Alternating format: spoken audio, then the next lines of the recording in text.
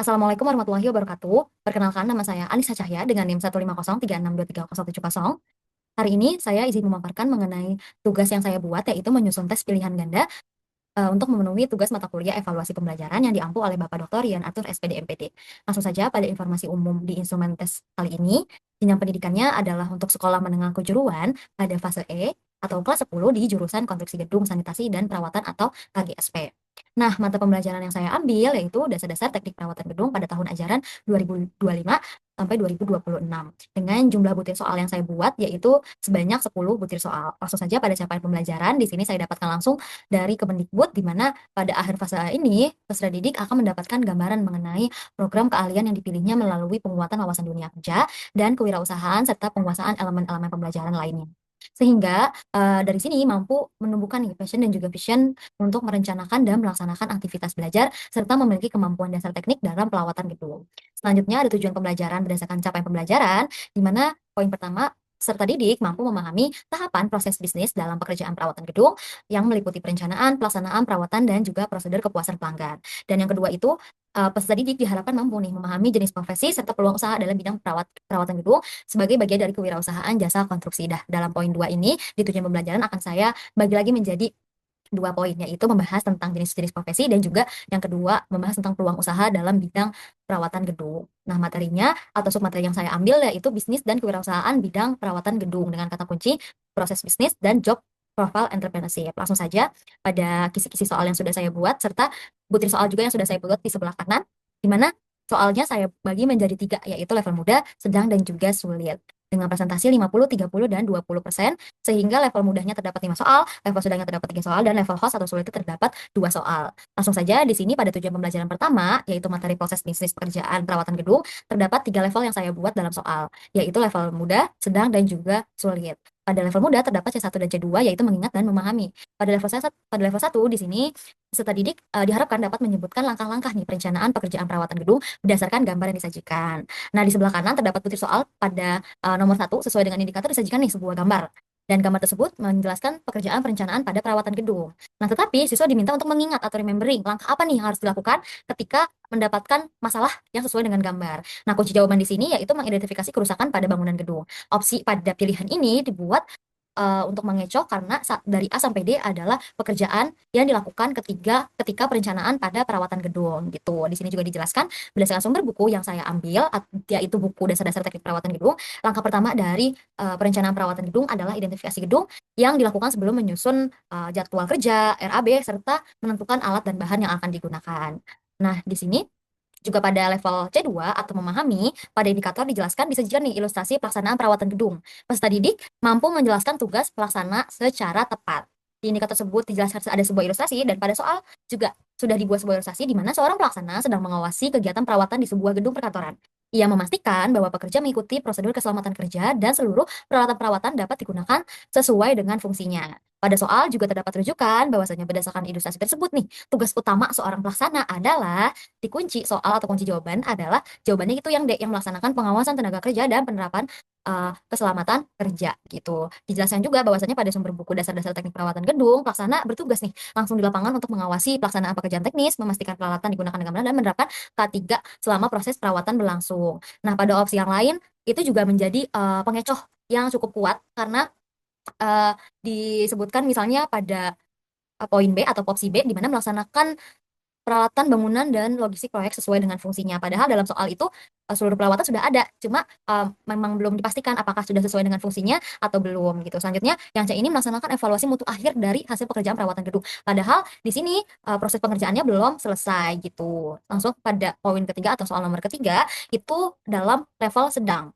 Di dalam indikator saya membuat di mana disajikan masalah teknis di lapangan dan peserta didik dapat menerapkan nih langkah pemeriksaan berdasarkan prinsip pengawas atau prinsip pengawasan gitu. Di dalam soal nomor 3 di sini disajikan masalah. Jadi masalahnya adalah dalam kegiatan pengawasan pekerjaan perawatan gedung, pengawas mendapati hasil pengecatan pada dinding tidak sesuai dengan spesifikasi dokumen proyek yang ada. Tindakan yang tepat berdasarkan prinsip pengawasan adalah di sini kuncinya adalah membandingkan antara hasil pengecatan dengan spesifikasi teknis yang berlaku pada proyek tersebut gitu. Dan opsi di sini juga saya buat sebagai pengecoh, yaitu misalnya pada opsi B menunda pelaksanaan pekerjaan sehingga semua bahan sesuai dengan standar karena berpatok pada spesifikasi dokumen proyek yang sudah dijelaskan pada soal, dan yang C itu mengganti seluruh tim pengecat untuk mempercepat pekerjaan. Karena pada soal juga disebutkan terdapat spesifikasi yang harus dipenuhi oleh pekerja gitu. Di sini juga dijelaskan bahwasannya soal ini masuk dalam kategori sedang ya karena mengharuskan nih peserta didik menerapkan prinsip pemeriksaan dalam kegiatan pengawasan ke dalam situasi yang nyata di lapangan. Gak cuma hanya mengingat ataupun memahami, tetapi juga harus menerapkan tindakan apa yang cocok untuk masalah yang disajikan dalam soal. Gitu. Dan dalam soal ini jawaban benar yang A karena sesuai dengan tugas utama pengawas, yaitu membandingkan nih hasil pekerjaan dengan spesifikasi teknis dan juga standar mutu yang tercantum dalam dokumen proyek gitu. Selanjutnya pada soal nomor 4 atau tingkat kesulitannya C4, yaitu dalam indikator diharapkan peserta didik dapat menganalisis nih hubungan antara sebab dan juga akibat dari penurunan data pelayanan yang teridentifikasi dalam sebuah tabel. Di sini sudah ada soalnya, soal poin 4 atau soal nomor 4 di mana terdapat sebuah tabel survei kepuasan pelanggan layanan perawatan gedung perkantoran pada periode Januari sampai periode Maret 2025. Di sini saya membuat sebuah tabel dalam layanan perawatan gedung, yaitu ketepatan waktu pelayanan, kualitas perbaikan teknis, tanggapan terhadap keluhan, kebersihan setelah pekerjaan. Di sini sudah terdapat juga nilai-nilainya pada bulan Januari, Februari, dan juga Maret, dan sudah saya jelaskan juga bahwasannya satu itu apa, dua itu apa, dan seterusnya gitu. Dan terdapat rujukan bahwasannya berdasarkan data pada tabel di atas, strategi evaluasi yang paling tepat sebagai perancang prosedur kepuasan pelanggan adalah, jadi soal ini termasuk kategori HOTS karena mengharuskan nih peserta didik menafsirkan dulu data yang ada, lalu juga menganalisis nilai dari masing-masing aspek layanan yang sudah ada, yaitu 4 poin di atas, dan membandingkan antara bulan 1 dengan bulan yang kedua, baru setelah itu meningkatkan evaluasi atau strategi evaluasi apa yang harus dilakukan gitu sebagai perancang prosedur kepuasan. Nah, bukan hanya sekedar mengingat, memahami ataupun menerapkan, tetapi juga harus bisa menganalisis hasil dari sebuah data yang disajikan pada gambar atau pada tabel gitu. Di sini jawabannya yaitu C, menyusun program perbaikan sistem respon terhadap keluhan.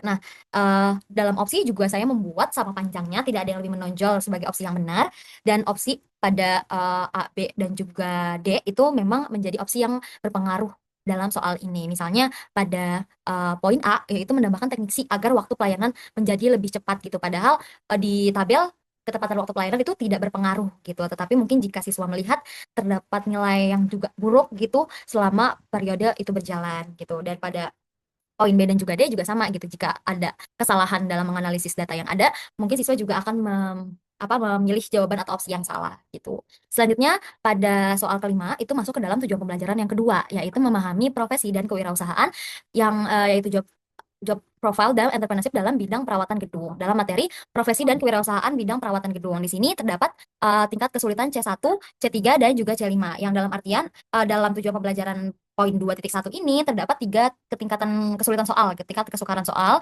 yaitu level mudah, sedang, dan juga susah atau HOTS gitu. Pada C1, peserta didik dapat menyebutkan profesi pengawas sesuai tugasnya dalam proyek konstruksi. Di sini pada soal 5 disebutkan, profesi yang memiliki tanggung jawab memastikan kesesuaian antara hasil pekerjaan perawatan gedung dengan gambar rencana, spesifikasi teknis, serta jadwal pelaksana adalah, nah di sini jawabannya itu adalah pengawas konstruksi. Kenapa? Karena dalam proyek perawatan gedung, pengawas konstruksi ini bertugas untuk mengontrol jalannya pekerjaan di lapangan agar sesuai dengan gambar rencana, spesifikasi teknik, dan juga standar keselamatan kerja yang ada. Nah, di sini juga opsi saya buat sesama panjangnya, tidak ada yang lebih menonjol, dan juga menggunakan tata bahasa yang baik ya tentunya. Di sini saya buat pengecoh juga yang dimana misalnya pada opsi D ada perencana gambar karena pada soal disebutkan harus sesuai nih dengan gambar rencana gitu. Terus juga ada teknis lapangan karena di mana teknis lapangan kan memang ada berada dalam situasi atau dalam proyek tersebut gitu. Pastikan sebagai tanggung jawabnya si teknis lapangan ya. Padahal sebenarnya itu adalah tugas dari pengawas konstruksi gitu. Selanjutnya pada soal nomor 6 dalam tingkat level sedang atau C3 yaitu tingkat memahami, di mana di indikator disebutkan peserta didik dapat menerapkan nih analisis fungsional terhadap laporan pengguna layanan dan menentukan langkah pertama penanganan oleh profesi yang tepat.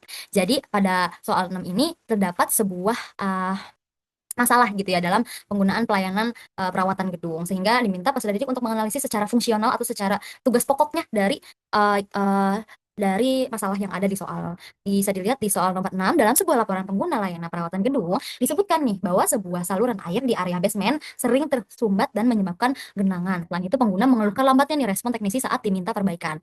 Berdasarkan analisis fungsional di atas atau analisisnya, langkah pertama yang paling tepat dilakukan adalah dijawab ataupun jawabannya adalah menurunkan tenaga pengawas untuk mengevaluasi tugas teknisi dan kondisi saluran. Nah, kenapa soal ini masuk dalam tingkat kesulusan C3 atau sedang? Karena menuntut siswa atau peserta didik menerapkan pemahaman tentang peran profesi dalam menangani masalah teknis yang terjadi di lapangan gitu. Dan tak cukup juga nih siswa cuma menghafal apa saja tugas dari orang-orang yang bekerja di lapangan dalam perawatan gedung, tetapi juga harus memahami inti dari masalah-masalah yang ada dan tugasnya yang sudah dijelaskan sebelumnya gitu.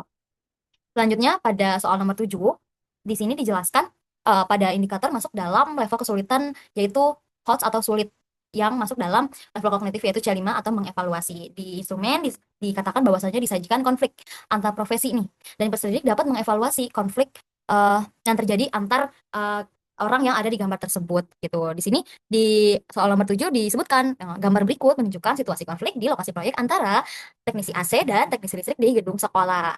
Di sini juga diceritakan bahwasannya teknisi AC ini menyelesaikan pekerjaannya lebih cepat, tapi menempatkan saluran pipa yang menghalangi aksesnya ke panel listrik, sehingga teknisi listrik ini menyampaikan keberatan karena hal tersebut melanggar prosedur instalasi dan membahayakan jenis pengoperasian. Dalam kondisi tersebut, langkah evaluatif atau evaluasi terbaik yang dapat dilakukan seorang manajer proyek adalah di sini dituliskan bahwasannya jawabannya itu C, memanggil semua pihak untuk meninjau ulang koordinasi kerja dan menyusun solusi bersama. Nah, kenapa soal ini masuk dalam kategori host? Karena di sini balik lagi ya, gak hanya siswa cukup dalam mengingat juga, tidak cukup dalam memahami serta menerapkan juga, tetapi juga harus nih mengevaluasi, mencari tahu harusnya tuh solusinya seperti apa jika ada konflik yang terjadi seperti pada gambar gitu. Dan siswa juga harus lebih ekstra berpikir karena dari masalah-masalah tersebut juga pasti banyak jalan keluar yang bisa didapatkan. Misalnya simpel pada poin A, ya udah teknisi AC pindahin aja pipanya dan itu jadi lebih mempercepat penyelesaian yang ada di sebuah masalah gitu yang sesuai dengan soal. Terus juga bisa aja meminta teknisi listrik untuk menyesuaikan posisi kerja, nggak harus kayak di tempat yang tadi udah dipakai sama teknisi AC gitu. Dan bisa juga menunda pekerjaan di proyek sambil menunggu laporan dari pengawas lapangan secara tertulis. Jadi menunggu pekerjaan dari si pengawas lapangan untuk menindaklanjuti terkait kesalahan yang terjadi di lapangan tersebut gitu. Jadi nggak cukup hanya siswa memahami atau mengingat dari tugas-tugas dari manajer proyek, pengawas proyek dan lain-lain halnya, tetapi juga harus mengevaluasi jika terjadi suatu masalah di lapangan gitu. Selanjutnya pada soal nomor 8 itu termasuk dalam poin kedua di tujuan pembelajaran, yaitu memahami peluang usaha dalam bidang perawatan gedung, yaitu dalam materi peluang usaha pekerjaan perawatan gedung.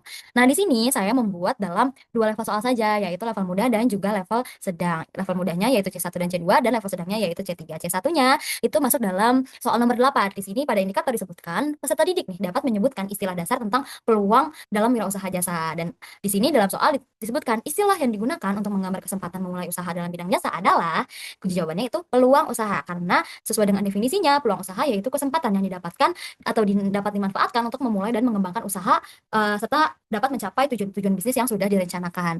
Nah, opsi ini juga saya buat sama panjang dan juga sebagai pengecoh yang efektif gitu, karena jika siswa hanya mengambil poin inti dari sebuah soal yang sudah disebutkan tadi, pasti siswa juga akan uh, mengingat terus nih apakah yang harus dilakukan jika uh, untuk menggambarkan suatu kesempatan nih, apakah kita merencanakan dulu ataukah kita udah mendapatkan strategi bisnisnya atau malah kita menginovasi suatu usaha yang baru gitu. Yang kedua itu ada C2 atau tingkat memahaminya, yaitu tingkat mudah. Di sini pada indikator disebutkan peserta didik dapat memahami peluang usaha melalui interaksi kebutuhan pasar di lingkungan sekitar, dan pada soal disebutkan sebuah situasi ya, di sebuah lingkungan padat penduduk banyak sistem pencahayaan otomatis yang rusak karena kurangnya pemeliharaan rutin. Nah, hal ini menyebabkan warga sangat amat merasa tidak nyaman gitu. Nah, dari situasi tersebut, tindakan yang mencerminkan pemahaman terhadap peluang usaha adalah, jadi diharapkan dari masalah yang ada, dari situasi yang ada, siswa ini dapat nih memahami, oh ada peluang usaha dari soal yang sudah disebutkan tadi. Nah, di sini disebutkan bahwasannya kunci jawabannya itu C, mengembangkan layanan perawatan karena melihat kebutuhan pasar, karena tadi dijelaskan bahwasannya sistem pencahayaan di sana itu rusak gitu. Jadi membuat kurangnya juga pemeliharaan rutin gitu. Jadi siswa juga harus mengembangkan layanan perawatan karena karena melihat kebutuhan pasar gitu ya. Karena background juga dari siswa yaitu dalam perawatan gitu. Di sini juga pengecoh dibuat sama panjang dengan opsi yang benar. Di sini misalnya pada poin A gitu, menjual berbagai jenis lampu otomatis dengan harga promosi khusus. Sebenarnya itu memang sangat simpel ya, karena masalah utamanya adalah pencahayaan yang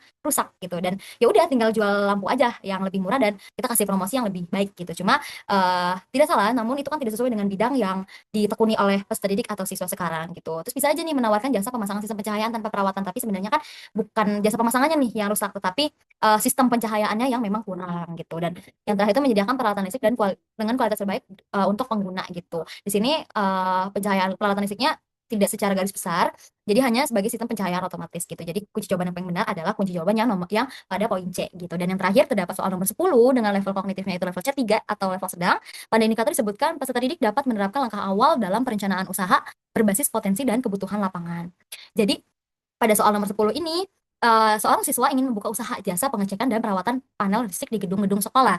Nah, berdasarkan keterampilan yang ia miliki, langkah berikut ini yang paling tepat dalam menyusun rencana usahanya adalah jawabannya menyusun daftar kebutuhan alat kerja, biaya jasa, dan target pasar usaha. Kenapa soal ini masuk dalam tingkat kesulitan sedang? Karena mengharuskan peserta didik untuk menerapkan pemahamannya tentang wirausaha dan situasi-situasi nyata yang ada di lapangan gitu ya. Jadi bukan hanya bisa membaca peluang, tetapi juga harus menerapkan apa yang harus dilakukan ketika kita mendapatkan sebuah peluang usaha yang akan dijalankan gitu. Dan opsi yang benar itu karena pada opsi B itu mencerminkan langkah sistematis dalam memulai suatu usaha, yaitu menyusun nih kebutuhan alat, eee, juga biaya jasa dan target pasar usaha. Di sini juga opsi dibuat sama panjang, di mana misalnya, juga jadi pengecoh gitu ya. Misalnya pada, poin yang A menentukan nama usaha dan mempromosikan melalui sosial media. Ini kan secara strategi ya, secara, eee setelah usaha itu berjalan gitu, bukan dari perencanaan yang harusnya dilakukan di awal gitu. Mungkin itu saja yang bisa saya sampaikan hari ini, kurang lebihnya mohon maaf, jika ada salah kata mohon dimaafkan. Wassalamualaikum warahmatullahi wabarakatuh.